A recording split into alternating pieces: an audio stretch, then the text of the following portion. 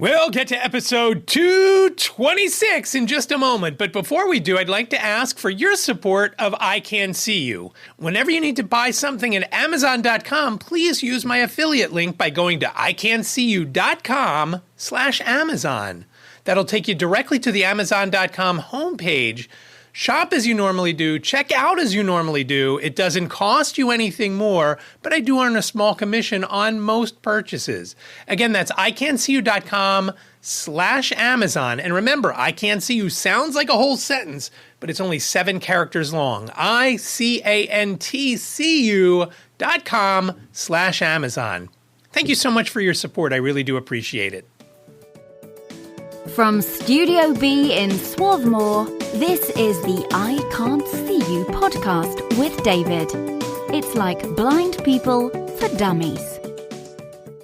Hello there, and welcome to episode 226 of I Can't See You. My name is David, at David Benj on all the socials. I really do appreciate you joining me for this episode, and as usual, I've got a few things to talk about, and they're going to be a little more quick hit today than usual, and we're going to start off with fantasy hockey.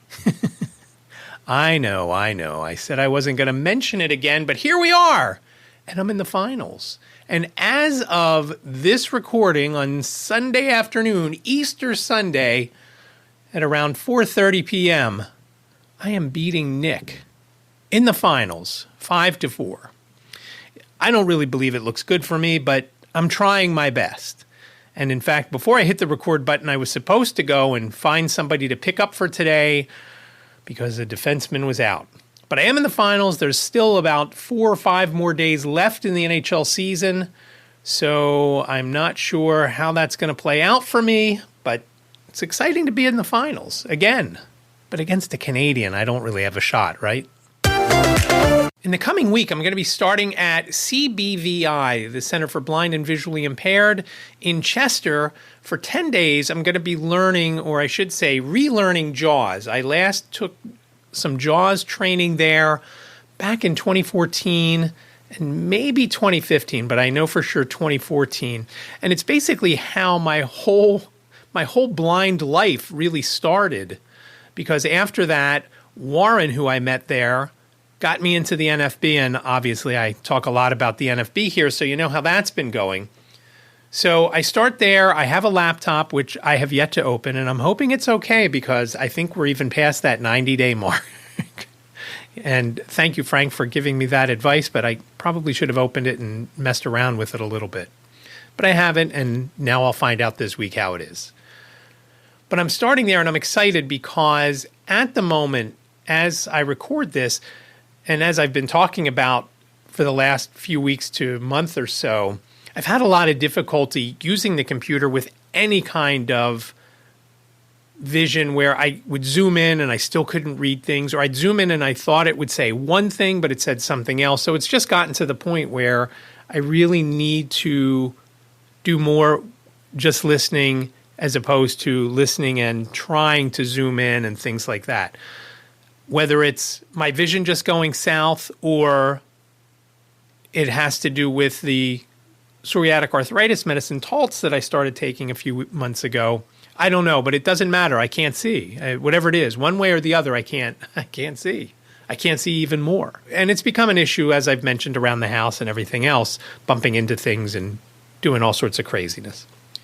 But I'm excited to start because I have this Windows laptop that I will then be able to, for example, during the day when Liz is at work and Ziggy will not come down with me into Studio B, and I really think it's because there are no windows down here, I can sit up on the main level of the house and at least return emails and do a lot of things on a PC rather than my phone or an iPad or things like that.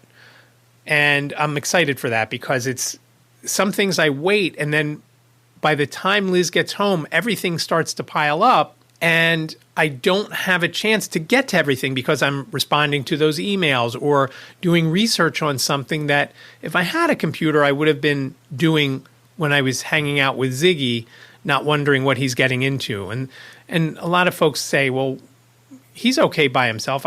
Maybe he's okay, but it only takes one thing for him to eat that I don't know that's there. Or, for example, it's Easter Sunday. Easter Sunday a couple of years ago, we were taking him to a vet because he had eaten something and was throwing up and ended up needing surgery.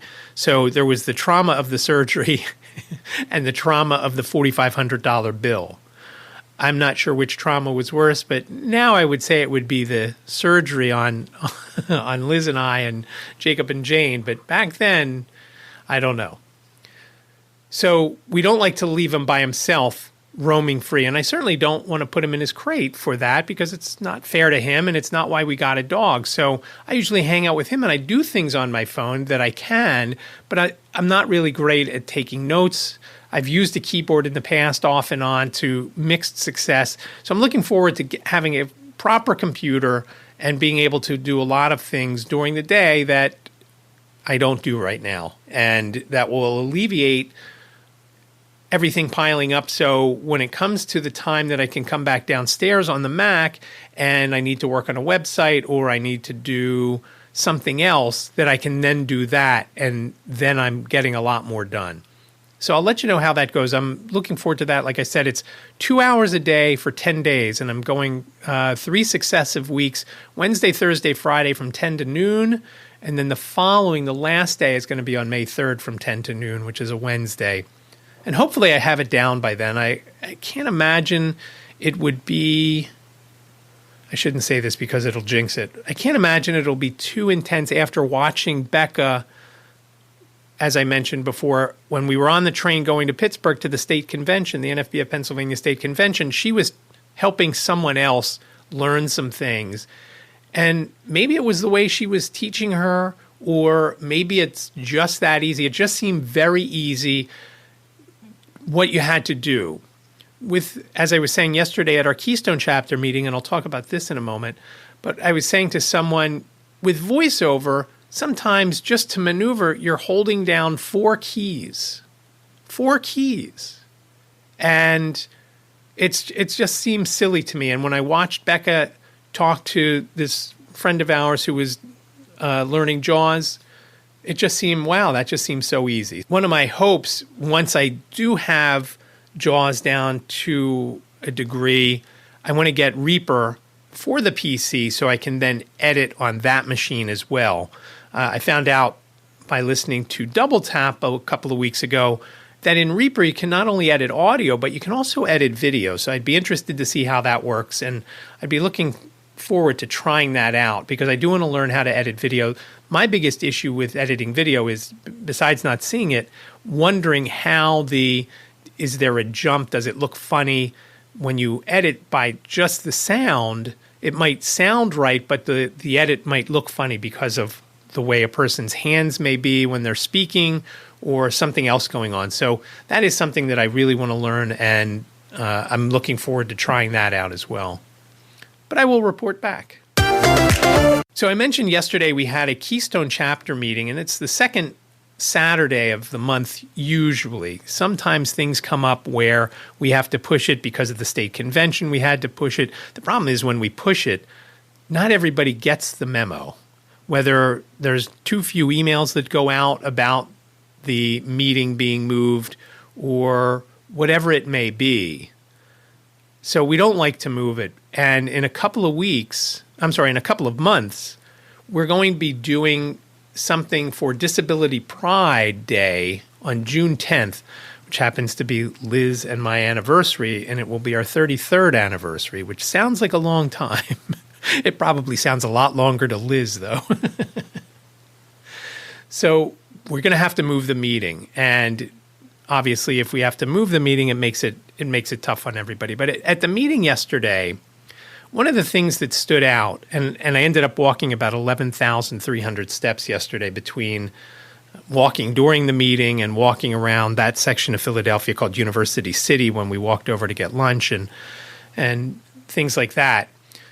During the presidential release, which is each month the president of the National Federation of the Blind, the national part of the organization, he comes out with this presidential release. It's kind of like a newsletter, if you will, that most chapters play during chapter meetings, and it goes over things that have been going on within the organization and so forth and so on.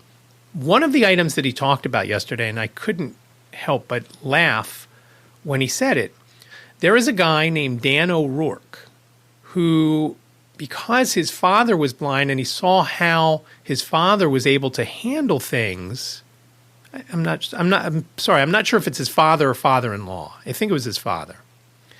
The way he handled things after he went blind, or because he was blind, I'm not sure, again, if he was blind the whole time or he went blind during his life. He wanted to help out and bring awareness to the NFB. He's going to cycle from California to Chicago on Route 66. It's around 2,400 miles. Now, I think that's all great, and anything that brings awareness to the organization is good, but what do you think Dan O'Rourke does for his day job? I'll give you a minute. Do you have any ideas? What could Dan O'Rourke do when he's doing things for a blind organization? What do you think he does? And I'm sure in his profession, he's been called blind more than once. There's a hint. He is an NHL on-ice official. So I just thought that was funny. Made me think of that bad call against Buffalo either this season or last season when everybody in Buffalo donated to the NFB up there because of the official's bad call. So I just had to laugh when I heard that, and I thought that was really funny. Again, very cool that he's doing it. Whether it does anything or not, who knows? It's certainly going to give him some recognition, and let's see if the jokes come that I was thinking about as I'm listening to an NHL on-ice official and doing something for a blind organization. The meeting in general, it's always a good time to both get together and the things that we talk about within the chapter and hearing from the different folks. And the best part, of course, is getting together with everybody, and there's usually 8 or 10 that go in person. Everybody else is going online. And I think we usually have somewhere between 20 and 25 people at our meetings, both online and in person. But again, it's around 10 people in person, give or take. And I think it was 10 yesterday. I'm not 100% sure.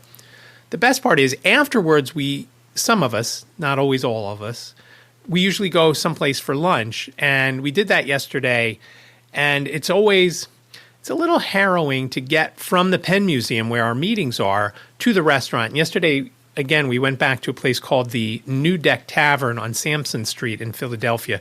We really enjoyed it the first time. That's why we thought we would go back. And they take care of us there. Our waitress, we had the same waitress named Maddie, and we actually entertained her. I won't go into the details of our our money figuring at the end of the meal. But it was entertaining, and we all got a good kick out of it. No matter what you do, it's good to be in an organization with people that understand what you're going through. And that has always been one of the biggest things for me, because I always would think, oh, well, I can't do this because I can't see, or how would I do that? And then you're with people that do things that you're thinking that you can't do or wondering if you could do.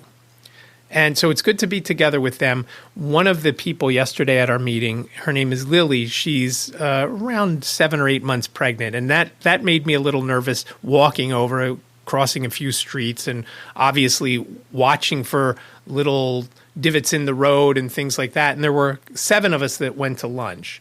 So, and unfortunately, Lisa had other plans, because usually Lisa's at one end of our group and I'm at the other end. And it makes it easy, because I know Lisa has more sight than I do, so it makes it a little easier getting from the museum to wherever we're going. And we can keep track of everybody that way. Otherwise, some people walk faster than others, some people meander a little bit, and this way, when there's 2, it's a lot easier. But with me, it was a little more difficult yesterday. But I was mostly concerned, sorry to all the others, but I was mostly concerned about Lily because, again, 7 or 8 months pregnant. As I told her, we didn't bring the bubble wrap to get her over there in. But we all made it over there okay. There were no issues, fortunately. And obviously in the restaurant, everything was good to go. And then Lily left early in an Uber, so we didn't have to worry about walking. We all walked over to 30th Street Station. A few of us had to get on trains, and a few of us got into a car to go home. So all was good. And again, it was good to be together with folks.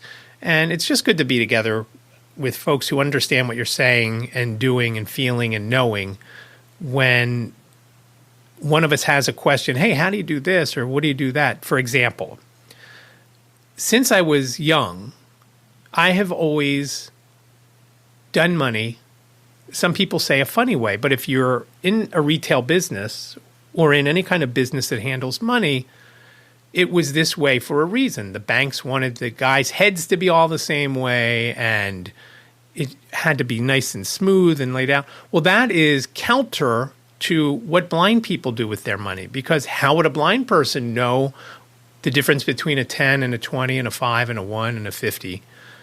So when we were doing the money at the end, Harriet's handing me money to double check, and she's handing me 10s that are folded long ways, and she's handing me a 5 that's folded in 4 ways, and the 20s were folded in half. And of course, they're not all together, so she's handing me one bill at a time, and that's against how I've been doing it since I was around 10 years old and working at my dad's store at 12th and Edgemont in Chester. So I immediately took all the money and put all the 20s together. Then I put all the 10s on top, and then I put the 5s, and I don't think there were any 1s. And she's like, what are you doing? I have no idea what that is now. And I said, I'm sorry, give it back to me. I had enough vision to see the presidents' faces, and I guess not all are presidents, right? Hamilton was never president. So at least I could see the images. I did them back the way she handed them to me, and it made me crazy because I didn't like handing it back to her that way, because that's not how I've done it my entire life. And that's not how a bank would take it back then. Now, it may be a little bit different now with the money counters that are available, but most times when you send money to the bank, and I know at the Blind Bodega when we did that, and I straightened the bills, Kirk didn't necessarily do that. And I'm guessing his bank was okay with that. And I guess maybe now it's not as difficult, but I know in the past that the bank has told me, straighten up the money, back when I had the video store. So that's why I do it. Someone in the group said that it was OCD. It's not OCD. That's how I was trained when I worked in a store. And when you have a habit, it's just a habit. I wouldn't have done it that way unless I was told to do it that way. That's not OCD when somebody tells you to do it that way. Yeah, you can tell I was a little irritated by that comment, right?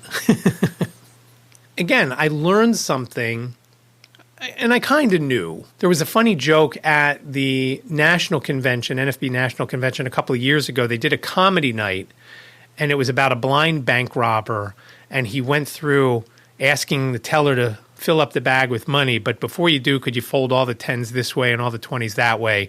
And it was a funny joke, and that has always stuck with me. And I never figured, even though many days I can't see what the bills are, I still put them, as long as I know what they are, I know that the 20s are going to be on the bottom unless I have a 50 or 100, which I would never carry at this point because I just would be afraid I'd use it as something else. And then the 10s and the 5s and the 1s. Now, I have one more short thing, and then I've got 2 just listens. And the one just listen you kind of got because of the title of the podcast, but I also have another one. But before that, I want to mention this. I got a text message from Dan yesterday morning, and it came from a post on the Phillies Facebook page, and it was an image of Bryce Harper and Rhys Hoskins at the opening day ceremonies, their home opener the day before, and the description that they offered to tell you what exactly was going on. Now, they didn't even put it in the alt tag. It was right there in the description. Again, that's the best place to put it because if you have somebody, not all of my friends who are visually impaired use screen readers or voiceover on their phone or things like that. So if you put it in the description, then there's no need for somebody who's visually impaired who may look at it and say, I kind of see there's a couple of guys there and I don't know what they're doing. I don't know what they're wearing. This way, everybody got to read it. And I thought it was very cool that they did that. Now, I don't know, when I got the image, Dan had texted it to me. I didn't go to Facebook to see if they also had it in the alt tag. There are a couple of news sites out there that do it both ways. They will put the description or a caption below the image that is then the same as the alt tag in the image. So if I'm looking at a news story, and I don't remember what site specifically, it's one from the UK, I will hear the thing actually 3 times because it will say something in the text of the item.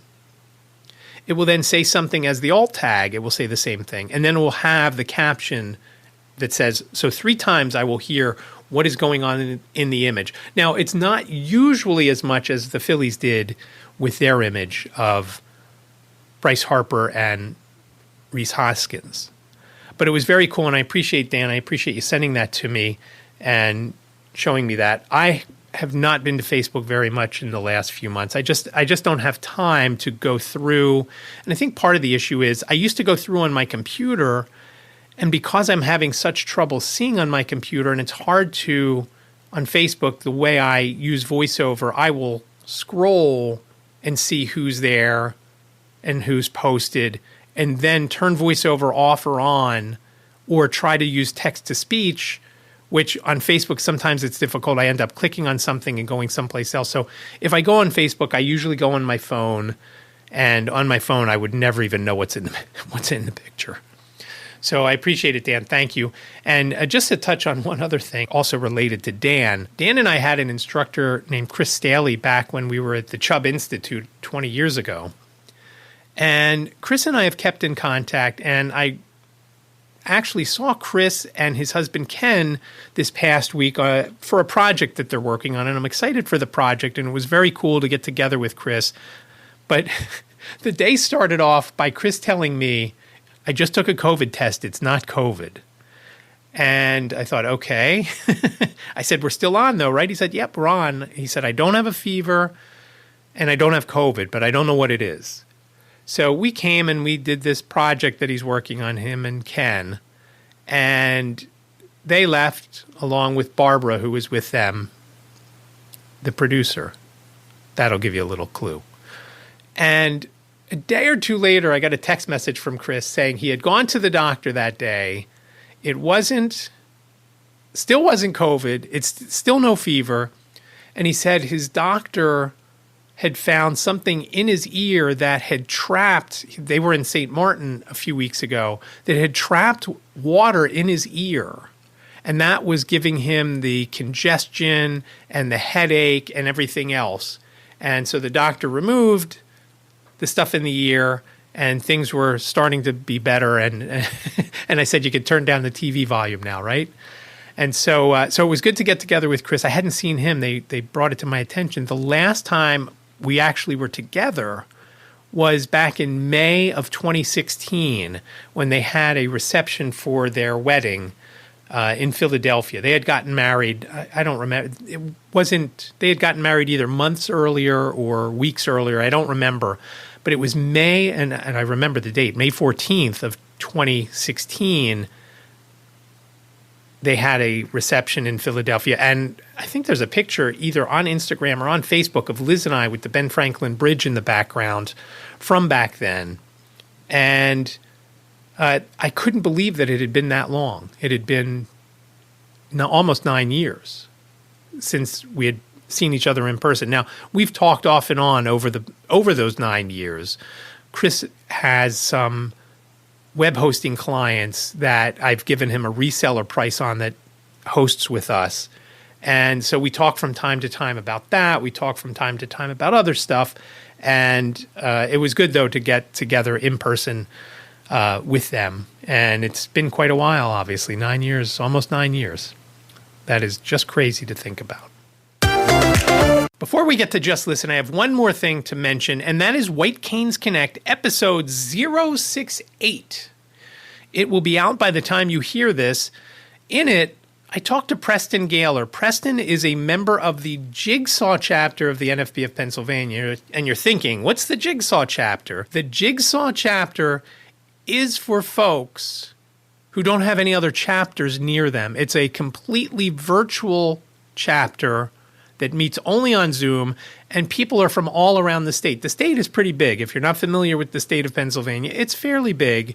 And there are pockets of places where there's not a major city close enough to get to a chapter. Preston lives, I believe, near York. And the closest chapter to him would be in Harrisburg. But again, when you're blind, you can't easily get from point A to point B if public transport doesn't take you there. And especially towards the middle and western part of the state, it's difficult. So Preston was on. He talked about his living in that area. He talked about going to CBVI when he was younger. And Preston is in his late 20s. But we had Preston on to introduce him because he's going to be guest hosting from time to time on White Canes Connect. And we thought, before we have him on as a guest host, maybe folks don't know about him. So we talked about some of the things that he does. For example, he is a moderator on a couple of Facebook groups, which to me is impressive because I have a lot of trouble in Facebook groups. Again, because I'm trying to use my sight more than my hearing, because when you use your sight, you know how it's laid out. If you've got sight where there's columns and all sorts of things, and it's so hard for me to find both the content and then listen to the content because I might click on the wrong thing because I think my mouse is over one thing and I want to listen to this post by somebody, but meanwhile I've clicked on some other link and now I'm completely messed up. So he talks about that. He talks about the other podcasts that he's on, and one of them I thought was very interesting. One of them is about radio and personalities and comings and goings and format flips and things like that. And I thought that was very cool because that is something that I've always been interested in as well. And we talked about that. And he also mentioned what he'd like to do when hosting episodes of White Canes Connect. It was a good conversation. So again, that's episode 068 of White Canes Connect. It'll be out by the time you listen to this. So check it out. And if you know me very well and you know some of my friends, Preston reminds me a lot of my friend John Neefsey. We finally made it to Just Listen. And I know you've been dying to know how I won $8.5 million. But you're going to have to wait a little longer.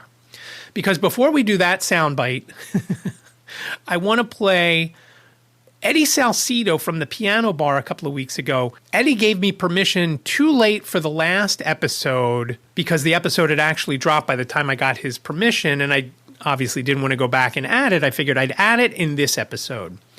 I had not met Eddie before that night at the Piano Bar, and I know a lot of folks in the NFB of Pennsylvania had met him at other events, but I had not, and it was good to meet him. He was a good guy. So here is Eddie Salcido and his original song, or at least a clip thereof, of 6 Foot Hole on Just Listen. This is an original song, and the name of it is kind of morbid, but you'll know it's called 6 Foot Hole. It's about a life evaluation and taking a stand. You know, during the past 3 years, we've dealt with some really crazy stuff.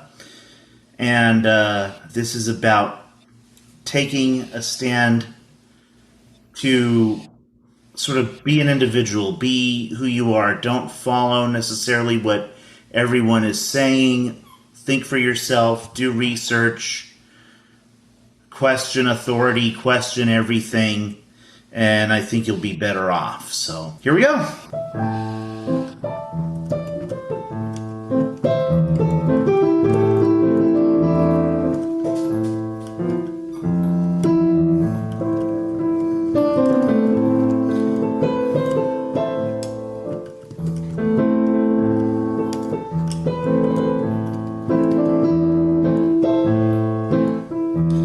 Sometimes in life, you have to take a stand.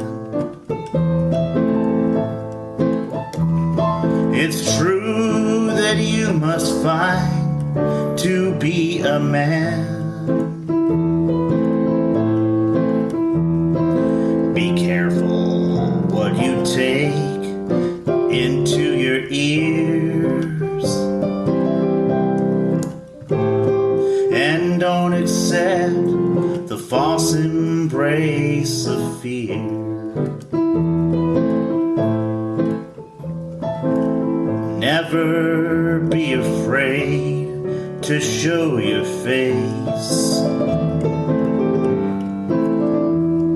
'cause it's alright if you walk at your own pace.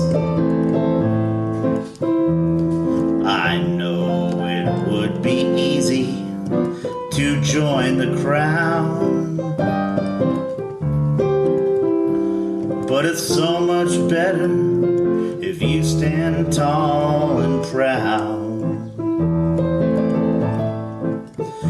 For what good would it do ya when the world is at your feet, and at the end you lose your very soul? 'Cause there's nothing that is sadder than a life so incomplete when they bury you inside that 6-foot hole. Again, it was great to meet Eddie, and he's got a couple of albums out. You can just ask your A-Lady or G-Lady to play Eddie Salcido on Spotify, and it will play his music. And again, he's got a few things out and another one on the way, and that song that you just heard will be on the upcoming album. So thank you, Eddie. Thank you for the permission, and I'm glad I could play that for everyone to hear. So again, check out his stuff on Spotify, and there's some other places you can find him as well. Now, I know you've all been waiting for this since the title of this podcast alluded to it, but I got this call probably over a week ago now, and it said, well, let's just listen. A pleasant good day to you. My name is Susan Williams, and I'm calling you from the Publishers Clearinghouse Sales Department in regards to your prize that you have won, which is $8.5 million, a brand new 2023 C-Class Mercedes-Benz, and also $7,000 weekly for life. And we need to have delivered to you as soon as possible. So please give us a call back at 951-708-0702. So there it is. The Publishers Clearinghouse call I've been waiting for my entire life. It wasn't Ed McMahon showing at my door. It wasn't anybody else showing up at my door. I just got a phone call out of the blue. Never entered Publishers Clearinghouse since I was probably 15 years old. And I guess I won, right? I mean, you believe that, right? Should we all call the number? Now, I have never heard of a prize, and I think that it kind of throws things off if you're thinking, hey, maybe I did win. Yeah, I won $8.5 million. I won a C-Class Mercedes. And then they say, and you won $7,000 a week. I've never heard of a prize where they give you money up front and then give you money each week. So let me know if you've heard of something like that. And if you do call that number and say, hey, I got a call, I won some money, what do I have to do? Let me know what they tell you there too, because I'm sure they don't keep a record. These folks who are doing this don't keep a record. And I debated on not playing it for you this week, but calling Publishers Clearinghouse and playing it for them and then getting their response. And maybe I'll reach out to them. I don't know that I'm going to have time between all the other things that I'm doing and also going to CBVI for a couple hours this coming week, each day, Wednesday through Friday. But that's it. Just listen. And that wraps up the show, episode 226 of iCantCU. Please reach out on social media at David Benj, David Benj, Twitter, Facebook, Instagram, LinkedIn, and YouTube, where you can also listen to the show, like Ziggy. Please reach out via email, iCantCUpodcast@gmail.com, iCantCUpodcast@gmail.com. Let me know what you love, what you hate, what you'd like to see more of. And I really do want to have more blind bosses. I just haven't had time to reach out and set up recording times for the list of folks that I have. But I will get more into that once, I'm thinking once I get done with the NFB of Pennsylvania website, so which should hopefully be in the next couple of weeks. You could also reach out via phone, 646-926-6350. Again, 646-926-6350. You've got up to 3 minutes. Please leave your name and your town. If you do leave a voicemail, same thing. What you love, what you hate, what do you want to see more of? Anything you've got. You think I'm crazy to believe that I actually won $8.5 million. And no, I don't actually believe that. But I thought it was a good clickbait title for this episode. So again, 646-926-6350. As usual, the show notes are available over on the website, iCantCU.com/226, iCantCU.com/226. And remember, I Can't See You sounds like a whole sentence, but it's only 7 characters long. iCantCU.com/226. Thank you so much for listening. I really do appreciate it. Be well, stay safe, and I will talk to you next week. Thank you for listening to the I Can't See You podcast with David. Please rate, review, and subscribe to the podcast wherever you listen. And don't forget to share the podcast with your friends.